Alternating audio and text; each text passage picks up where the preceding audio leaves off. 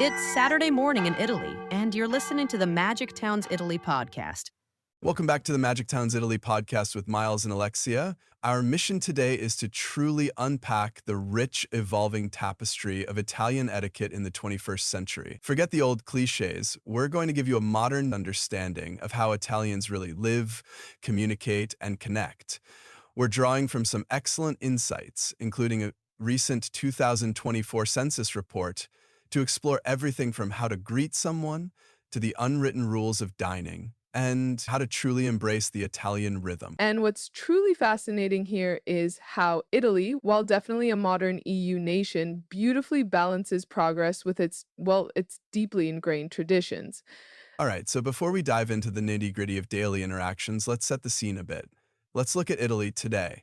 The 2024 Census State of the Country report paints a picture of a nation maybe cautiously rediscovering growth and innovation. What stands out to you about this modern Italy, especially for someone new arriving there? Italy is definitely a contemporary EU nation. There's a new social awareness, which is quite significant, particularly around protecting vulnerable groups like abused women and the elderly. It reflects a modern sensibility, I think. However, it's also important to acknowledge that some age old divides persist. Still, See regional disparities, for instance, with voting patterns often splitting between the progressive north and urban areas and the more traditional south and rural areas, and there are significant education gaps. Higher education leads to far better life outcomes. For example, only about 2.2% of college graduates are in severe poverty, compared to 13.6% of people with just middle school education. wow, that's a big difference. It is. So while it's a country embracing modernity, it's also still addressing these ingrained inequalities. And this can subtly influence everything from, say, local services to the mindset you might encounter day to day. So, against this modernizing nation still navigating its own deep seated traditions, it's maybe no surprise that many of our preconceived notions about Italy are, well, frankly, outdated. Let's tackle those myths next. To truly understand the real Italy beyond stereotypes, what are some of those common misconceptions we need to ditch right away? Yeah, that's a great point. What's Italy really like today? Beyond the postcards and, old movies, many old ideas are simply outdated, and it's vital to get a clearer picture. For instance, the myth that Italian men catcall constantly. Right? That old trope. Exactly. The reality is, overt street harassment is really no longer socially acceptable, especially among younger Italians. In fact, activists are pushing for it to become a punishable offense. Good to know. Then there's driving in Italy is madness. That's a stereotype that truly sticks. Yeah, everyone hears that one. Right. Well, while it might seem chaotic to a first timer, Italian roads are actually far more orderly than legend suggests. This is largely due to stricter laws, ubiquitous speed cameras, and better enforcement. Road fatalities are down to about 4 per 100,000 people. Which is pretty standard. It's on par with other Western countries, so you can buckle up, sure, but don't expect a real life Formula One race on your commute. Another common misconception: Italy is dirty and full of fly tipping. Actually, Italy is a recycling champion. It leads Europe with over 83% of waste recycled, cleanliness standards are quite high, and locals are generally very good about not littering. You'll often see people pocket their trash until they find a proper bin. That's impressive. And finally, the idea that everyone is ultra formal and tied to Catholic traditions. Well, while courtesy and family values are indeed deep, daily life is surprisingly relaxed. First names and ciao come quickly once you know someone. Business dress codes have modernized significantly, and despite the church bells, Italy is actually quite secular in practice. Really? How secular? Well, statistics show only about 19% of Italians attend weekly mass, while a significant 31% never attend. So, no, you won't be expected to genuflect in daily social life. The real takeaway here isn't just that stereotypes are wrong, but that modern Italy, while deeply proud of its heritage, is actively shedding outdated norms. That's a huge shift from what many might imagine. It sounds like a country that values its roots but isn't afraid to evolve. So, with these myths busted, how does this evolution play out in something as fundamental as communication? Italians are known for being enthusiastic communicators. Oh, they are indeed very expressive. You'll notice this immediately. Conversations are more animated, definitely more emotional engagement. And yes, the famous hand gestures are alive and well. They're used for absolutely everything from football debates to giving precise cooking instructions. I can picture that. I remember my first time trying to order coffee, realizing I needed a whole new vocabulary just for my hands. And in the digital realm, texting is king. WhatsApp has about a 97% usage rate in Italy. 97%. Wow. Yeah, it's huge. So locals will often text or send voice notes rather than call out of the blue. It's common courtesy to start a message with ciao or buongiorno and maybe a pleasantry before getting down to business. When you do call or meet in person, saying hello to everyone present and goodbye when you leave is the norm. A simple salve or buonasera in a shop or waiting room, it really goes a long way. And don't be shy about interrupting. Interrupting, really? Yes, it's often part of the rhythm. It's seen as a sign of emotional engagement, showing that people care and are actively listening, not necessarily being rude. That's such an interesting cultural nuance because in, say, the UK or US, interrupting is often seen as quite rude. It's less about sort of cutting someone off mid sentence to change the subject and more about adding your voice enthusiastically to the flow. Think of it like a lively choir. Everyone wants to contribute to the song together. It's usually clear from the tone and body language. Even if you speak over someone for just a moment, signals engagement rather than dismissal. Feel it out. Got it. Communication is clearly vibrant, but it all starts with that first interaction, doesn't it? Let's talk about greetings, often one of the trickiest parts of navigating a new culture. What's the protocol for a new expat or retiree? Well, Italian etiquette here beautifully balances tradition with modern casualness. So it's quite adaptable, actually. For formal situations or first meetings, a friendly handshake and a simple passeri, which means nice to meet you, are perfect. That's a safe and polite starting point. Passetti. Mhm. Among friends and family, cheek kisses are very common, usually two, one on each cheek, and typically starting with the left cheek. It's common regardless of gender, though.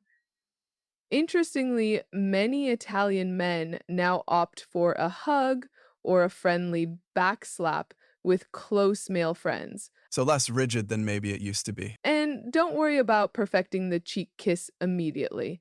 A warm smile and perhaps a slight lean will usually clue your host whether to go in for the kiss or not. They won't expect you to be an expert on day one. Now, this brings up an important question. When do you use to, the informal you, versus lay, a formal you? Ah, yes, the big one. It is. As a newcomer, it's definitely best to start formal, lay with elders, professionals, or really anyone who addresses you as senora, and just follow their lead. Yeah, You'll find there's a noticeable trend toward informality these days. Even professors or bosses might shift to two in more casual settings. If someone addresses you by your first name and says, Dai, di mo ci go tu? Which basically means, come on, let's use two. Congratulations. That's a clear invitation and it means you're considered, part of the inner circle. Just remember, ciao is informal. Always use buongiorno or buonasera with strangers or older folks until you're explicitly invited to switch to ciao. It's a subtle but important distinction. that's really helpful advice. It sounds like Italian greetings are more about warmth and connection than strict, rigid rules. One of the truly special experiences, though, must be being invited into someone's home. It feels like such an intimate gesture. So I imagine for our listeners, the biggest question is, what's the drill? What do you do as a guest? Oh, absolutely. Being invited to an Italian home is a significant gesture of trust and warmth. It's truly a sign of friendship because Italians often meet friends at cafes or restaurants. Opening their home is special. So here's what you should know to be a perfect guest. First off, always bring a gift. Okay, always. A nice bottle of wine, artisanal chocolates, or a bunch of fresh flowers are classic choices. Always appreciated. Maybe a dessert from your home country. That can be a fun idea, but it's best to avoid anything too exotic. unless you know their tastes well. Stick to the safe bets, if I'm sure. Second, don't be early. Don't be early. That's counterintuitive for some cultures. It is, but in Italy, arriving 15 to 30 minutes after the stated time is actually considered polite. It gives your host a little buffer time to get everything perfectly ready without feeling rushed. Good to know. 15 to 30 minutes late is okay. Yep. When you arrive, ring the doorbell and be ready to greet everyone present. That means from Nana down to the family dog. It shows respect for the whole household. And about shoes, it's common to keep your shoes on. Oh, really? I'd assume take them off. Uh, Many Italians actually find it a bit odd or even impolite for guests to pat around in socks. So don't volunteer to unlace unless your host explicitly insists and offers you slippers, for example. And make sure to offer compliments. Italians take immense pride in their homes, their decor, their tidiness. Okay, compliments are key. Definitely. Once at the table, expect abundant food and lots of insistence on second helpings. The best strategy is just to pace yourself, but share genuine enthusiasm for each dish. If you have any dietary restrictions, it's best to communicate them clearly in advance. Your host will definitely appreciate the heads up to avoid any awkwardness. Visiting an Italian home in 2025 is generally a relaxed affair. You'll experience genuine hospitality without much stiff formality. So just bring your appetite and enjoy la convivialita, the good company. And that focus on presentation and social grace, it extends far beyond a dinner table, doesn't it? Let's shift our focus now to public spaces. How do Italians navigate public life? And what's this pervasive yet often misunderstood concept of bella figura we hear about? You're absolutely right. The social grace of the table definitely translates to public life. In public, you'll probably find personal spaces a bit closer than you might be used to. Italians tend to stand and sit a touch nearer, and casual touch like a quick pat on the arm during conversation is quite common and usually just means friendliness. General public behavior is usually polite. People readily say, "Permesso, excuse me," when squeezing by. They often hold doors for the next person and frequently offer their seats to the elderly or pregnant women on crowded buses. Basic courtesy is strong. Okay, so generally polite and aware. Queues exist, but sometimes, well, not as linearly as you might expect, like in small bakeries or pharmacies without a number ticket system. You might hear newcomers ask, "Who's last in line?" rather than forming a perfect straight line. You just need to speak up when you arrive and keep track of whose turn is before yours. It works itself out. Right, a bit more self-managed. Some other tips for blending in: use your indoor voice in designated quiet zones like churches, museums, or on trains marked silencio. Italians can be loud among friends, sure, but they respect quiet spaces. Smoking has been banned indoors in restaurants and offices since 2005, so the smoky trattoria of old is mostly gone. Smokers just step outside now. Also, it's generally considered a bit uncouth to snack or eat while walking down the streets. You'll rarely see locals chomping a sandwich on the go. Interesting, why is that? It's about savoring things, I think. Italians tend to pause at a cafe or sit on a bench to genuinely enjoy their food or drink. It's actually a nice reminder to slow down a bit. Now, the concept of bella figura, meaning making a good impression, this still greatly influences public etiquette. It's a prime example of how deeply ingrained traditions of dignity and presentation coexist beautifully with Italy's modern, relaxed approach. That's not just about looking good. Not at all. Think of Bella Figura less as superficial vanity and more as a cultural commitment to dignity, respect, and a harmonious presentation of self in public. It influences everything from how you dress to how you handle a minor disagreement. This means dressing presentably. You don't need designer gear for groceries, obviously, but maybe avoid wearing pajama bottoms in public. You might notice even at the beach, locals often do quick outfit changes under a towel rather than walking far from the shore half dressed.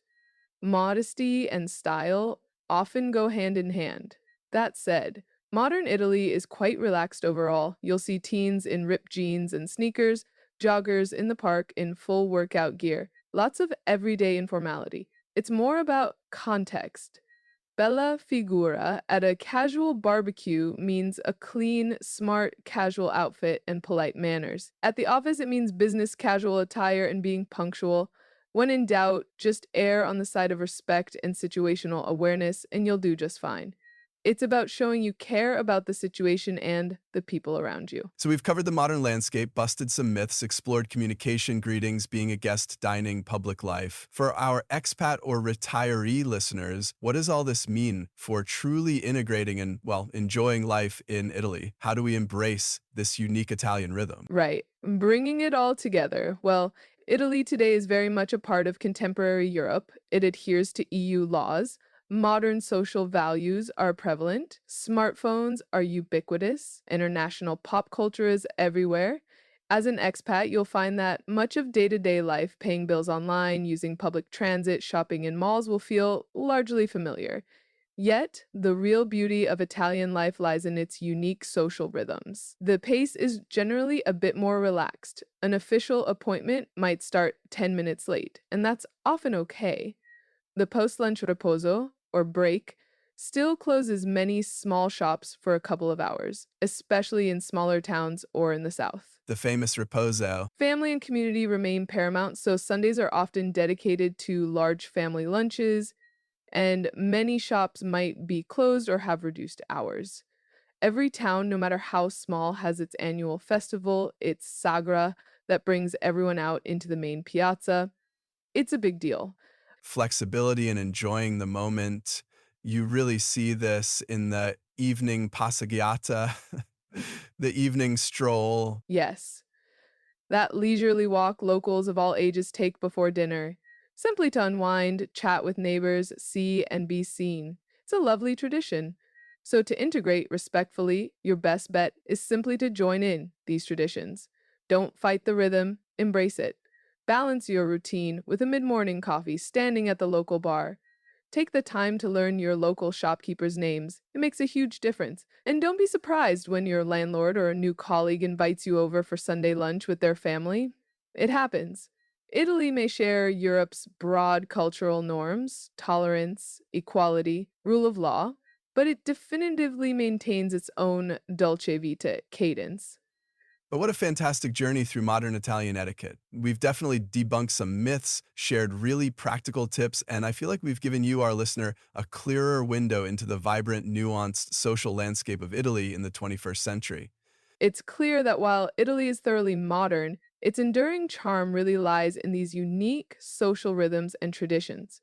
Understanding these small, often delightful details can truly make all the difference in feeling connected and genuinely at home there. So as you plan your move or maybe just dream of Italian life, here's something to think about. What is one small Italian custom you're most excited to embrace in your daily life? For more insights and practical resources on making your move to Italy seamless, be sure to visit Magic Towns Italy. Until next time, good luck, and above all, benvenuti in Italia. Welcome to Italy. That's it for this week on Magic Towns Italy. You can create a free account at magictowns.it and explore over 2,000 towns, including those offering the 7% tax scheme, as well as download dozens of expat guides. We have over 200 data points per town, more than Italy's Statistics Authority itself, covering everything from property prices to schools, healthcare, crime, and more.